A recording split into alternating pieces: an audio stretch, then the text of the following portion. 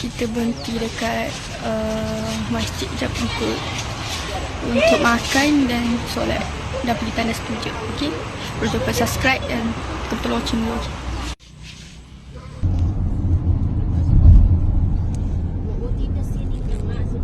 So guys, kita nak pergi dekat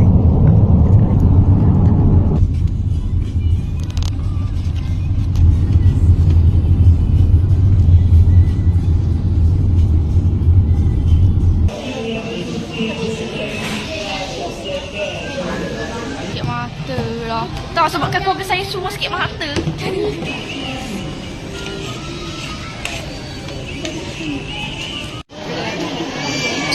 Jadi kita on the way.